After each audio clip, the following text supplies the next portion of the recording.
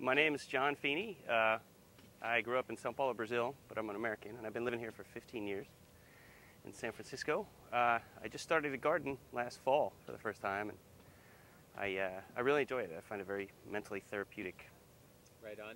And how'd you hear about today's action? Through the internet, a Craigslist listing, and I thought it was a good cause.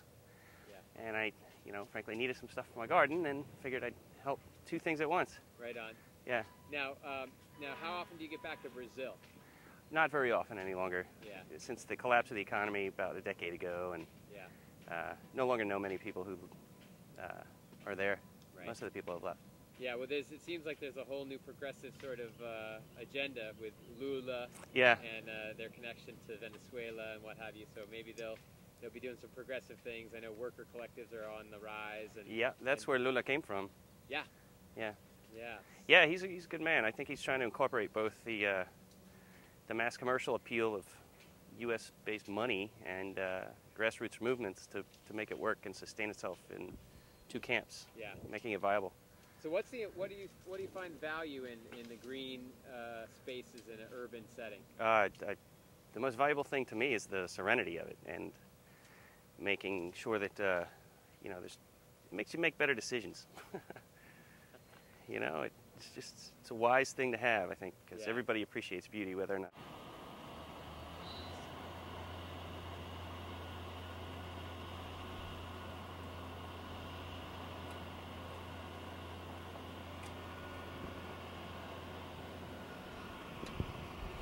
Plants, and they really loved it, and then this thing happened because really when we had this, we have a sewage treatment plant, but it really cannot treat all the sewage. It wasn't meant to treat such a great volume. Right. So a lot of the stuff is half-treated sewage. Right. But when this disaster took place, they just let the stuff go into the creek. And we went to Oakland, we got some good ad this. We went to Oakland, and they were supposed to fine the SFPUC $10,000 a day, but they were in cahoots, But what I do is, I have a very powerful website. So what I do is I just put pictures and I write, and I just keep on bombarding. And then, when I go to the Board of Supervisors, and they give me like 2 minutes or 3 minutes, I really like boom, boom, Yeah. So I keep reminding them. So we've done a lot. We're not going to give up, you know. Even though it's a bad situation, I think a lot of good will come, Yeah. Because we've got other entities around here who are supporting us in a big way. Yeah. So, but the media can play an important role, Yeah.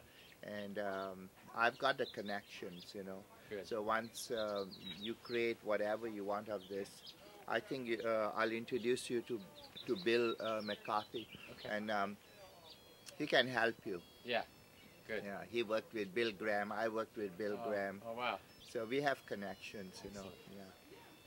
Yeah. Excuse me for 1 second. Okay, sure.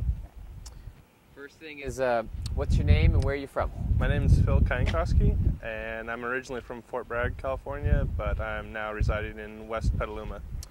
And how'd you hear about today's giveaway? On Craigslist. Okay. What's your experience with gardening? And as the first question, and second part of that is, what kind of value do you place on it, in society? Experience. I've been gardening since I was a kid. My father and I grew a lot of pumpkins, and we entered them in the Mendocino County Fair. And currently I'm trying to start up a little quasi-community garden with other grad students at Sonoma State University.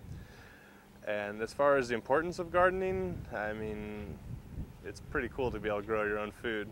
And given the current situation in the world with petroleum prices rising, I do think Americans, especially young Americans, need to learn how to grow food.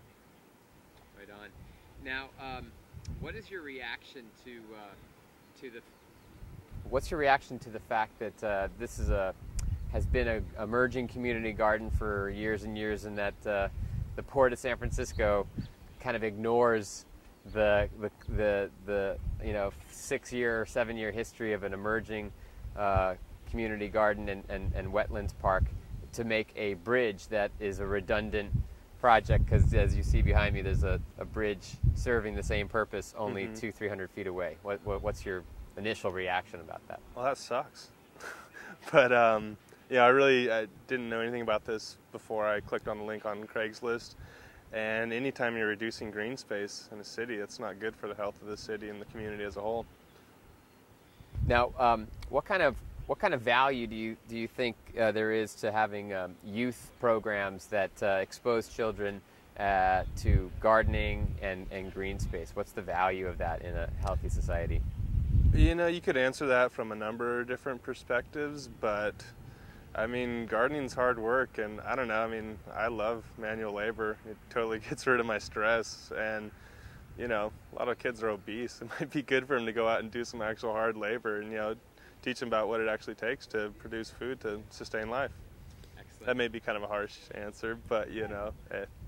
And the last question is, either through political means or community organizing, what kind of strategy would you suggest people take to help encourage more green space and garden space?